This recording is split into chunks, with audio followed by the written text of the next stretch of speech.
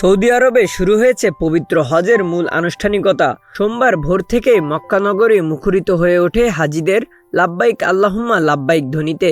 বিশ্বের বিভিন্ন দেশ থেকে আগত লাখো মুসল্লি এখন সমবেত হচ্ছেন তাঁবুর শহর হিসেবে পরিচিত মিনা প্রান্তরে। সৌদি কর্তৃপক্ষ জানিয়েছে, দুপুর পর্যন্ত হাজিদের মিনায় পৌঁছানোর কার্যক্রম চলবে। হজের নিয়ম অনুযায়ী ৮ জিলহজ হাজিরা মিনায় অবস্থান করে ৫ ওয়াক্ত নামাজ আদায় করবেন। ইসলামী পরিভাষায় এই দিনটি ইয়ামুত তারবিয়া নামে পরিচিত। সৌদি হজ কর্তৃপক্ষের নির্দেশনা অনুসারে বাংলাদেশ সহ বিভিন্ন দেশের অনেক হাজি আগেভাগেই মিনায় পৌঁছে গেছেন। এরপর ৯ জিলহজ হাজিরা রওনা দেবেন আরাফাত ময়দানের উদ্দেশ্যে। সেখানে তারা জোহর ও আসরের নামাজ একত্রে আদায় করবেন এবং সূর্য অস্ত পর্যন্ত অবস্থান করবেন। ইসলামে এই অবস্থানকে হজের সবচেয়ে গুরুত্বপূর্ণ রুকুন হিসেবে গণ্য করা হয়। সূর্য অস্তের পর হাজিরা যাবেন মুজদালিফা প্রান্তরে।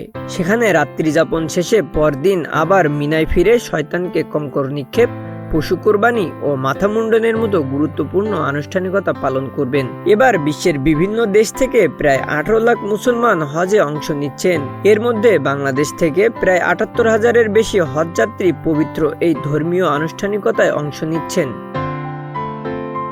Text report, news flash ৭১।